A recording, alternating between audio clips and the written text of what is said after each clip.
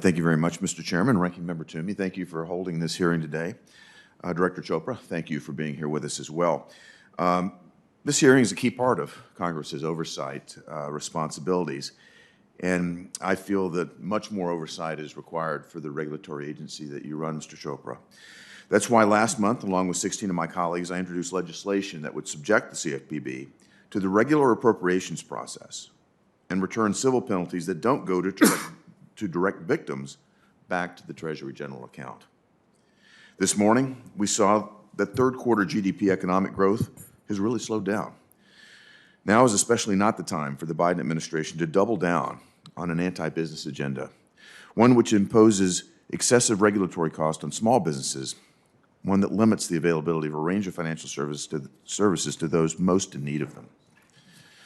Again, as I mentioned last month, I introduced legislation that would subject the CFPB to the regular appropriations process so that the CFPB is accountable to the American people's elected representative, just like every other executive branch agency. Mr. Chopra, I want to understand whether you're opposed to making the CFPB accountable to the American people's elected representatives through the appropriations process. So, Senator, that's really a decision for Congress, but just to say what the facts are on it. So the way in which the banking regulators are funded, the CFPB has two components. So there is a base level of funding that is guaranteed by statute, and then separately, inasmuch that the Bureau makes requests for supplemental funding, that is subject to the normal appropriations process. To date, as I understand, the CFPB has not made a supplemental request above that amount. The FDIC and the OCC, which are much larger agencies, they have a fee charging arrangement. They charge fees to their regulated institutions. As I understand, that was not practical to be implemented in this context because we do not just oversee chartered banks, we oversee non-banks as well that may not be subject to the same chartering and licensing. So I'm happy to work with anyone as their Bureau can provide technical advice on this. But I do think as a factual matter, there are two components, the base level budget and the supplemental budget that is subject to appropriations. Well, I would very much like to see more accountability here in this case.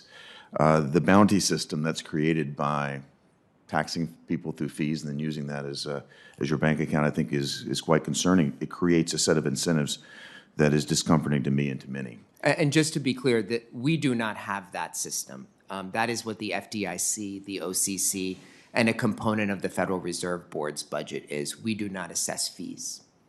And penalties? So with respect to civil penalties, the civil penalties under the law go into a victims relief fund. For any entity that is subject to a civil penalty and where the victims have not been fully redressed, the civil penalty is used for that purpose. Congress also authorizes it to be used for certain financial literacy programs, but I will share with you that my priority for the civil penalty fund would be for victim redress. As it should be. Because there are many entities where we cannot recover redress, and those victims should be made whole from that fund. I absolutely agree. They should take the absolute top priority. And again, I just hate to see a bounty system set up that in some way might incentivize your agency to impose fees, because that's a funding source for you that goes beyond the oversight. And I take the feedback seriously. I know there were some concerns raised over the past about how the financial literacy programs are used. We will make sure we look into that. I want to know what disbursements are currently going on to make sure that everything is in accordance with the law. Thank you.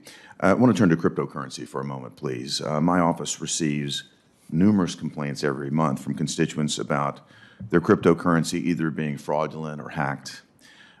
Digital ledger technology offers a tremendous amount of promise in terms of financial innovation and inclusion.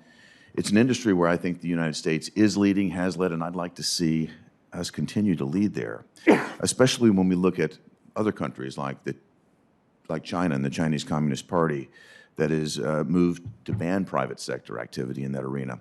Would you mind to just describe for the committee what the CFPB is doing in the cryptocurrency arena, where you're aiming? So our focus is really on consumer payments and the payment system. As you know, we administer the Electronic Funds Transfer Act, and last week I issued a series of orders to Facebook, Google, Amazon, Apple, and others to understand some of their business practices with respect to their payment platforms. I, for one, am concerned that they may have the incentive to, at their whim, kick off participants based on their own business incentives or something else that we don't know. I'd like to understand how they're protecting against fraud. The Electronic Funds Transfer Act does have requirements with respect to that, but we don't really have much transparency with respect to these big tech platforms. Ultimately, cryptocurrency right now is generally used for speculative purposes, including the stablecoin. But we don't know how that will scale. My sense is that it would scale very rapidly if big tech platforms are taking it global. To push it.